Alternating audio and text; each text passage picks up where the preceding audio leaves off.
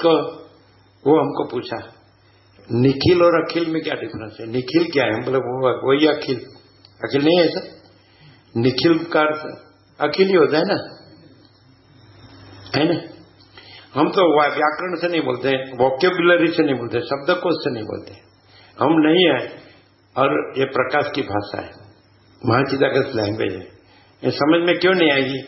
मैं नहीं है वो समझने जाता है, इसलिए समझ में नहीं आती है। मैं पक्का है इसलिए समझ में नहीं आएगी। इसलिए हम बोलते हैं, हम कुछ पूछते हैं फिर बोलेंगे आप बोलो, वो खोटा ही पड़ेगा, हम दूसरा ही बोलेंगे, ऐसा हम बोलते हैं, और वो दूसरा ही होता है। उसको चौपड़ी स्टैंडर्ड होती है, गुरु स्टैंडर्ड होता है। यहाँ चौपड़ी गुरु नहीं है।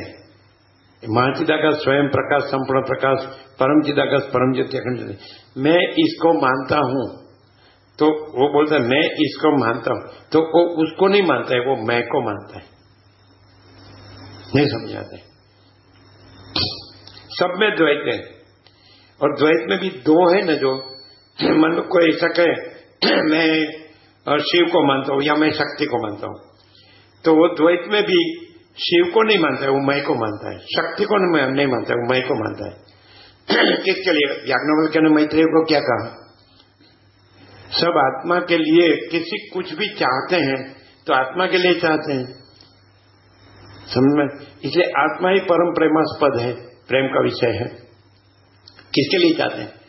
ऐसा कहा ना कि पुरुष स्त्री को चाहता है तो स्त्री के लिए नहीं, आत्मा के लिए। पुरुष स्त्री पुरुष को चाहती है तो पुरुष के लिए नहीं, आत्मा के लिए। माता संतान को चाहती है तो संतान के लिए नहीं, आत्मा के लिए। संतान माता को चाहता है, आत्मा के लिए। लोभी धन को चाहता है, धन के लिए नहीं, आत्मा के लिए। तो मैत्रेयी याज्ञवल्क्य कहते हैं कि सब आत्मा को चाहते हैं।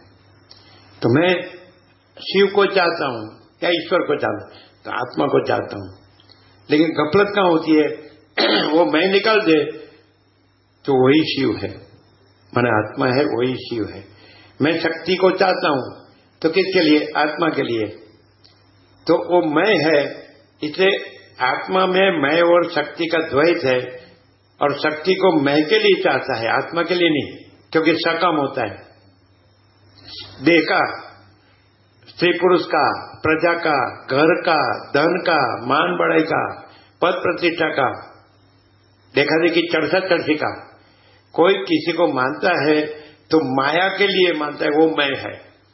और यदि मैं नहीं है और माया नहीं है, कुछ नहीं, जीव जगत कुछ नहीं, विवर्त आभास है, स्वप्न जैसा, मृगजल जैसा, ये कुछ नहीं, तो ज्ञान है वो स्वयं चिदाकाश है।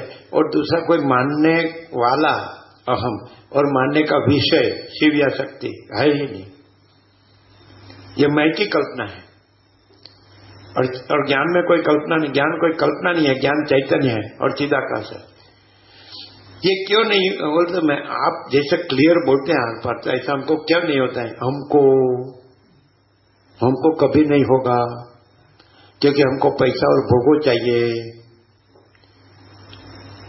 हमको और तुमको और इसको और उसको। ये सब अहंकार का भ्रम है, ये कुछ नहीं।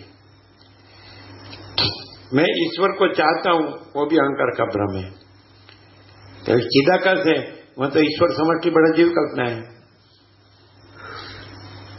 परम सत्ता पर ब्रह्म का मायारूपी दर्पण में पड़ा हुआ समष्टि बड़ा जीव कल्पना नाम का प्रतिबिंब ही ईश्वर कहलाता है। यह वशिष्ठ के सिवा किसी ने नहीं कहा है। पूरे मर जा रहे हैं, गोड करके, ईश्वर ईश्वर करके पूरी मानव जाति मर रही है। वो अहम बोल रहा है, मैं गॉड को मानता हूं या अल्लाह को मानता हूं या बुद्ध को मानता हूं, शिव को मानता हूं, शक्ति को मानता हूं, वो मैं को मानता है। और मैं को मानना छोड़ दे तो महाचिदाकाश सब कुछ है। और दूसरा कोई गॉड, अल्लाह या एक ओंकार या सत श्री अकाल या आकार या ताओ या सिद्ध या बुद्ध या यहोवा या और मदद, कोई नहीं है, कुछ नहीं, कुछ होता नहीं। ये मैं की कल्पना है। क्या बोलते हैं चित्र, बोलो।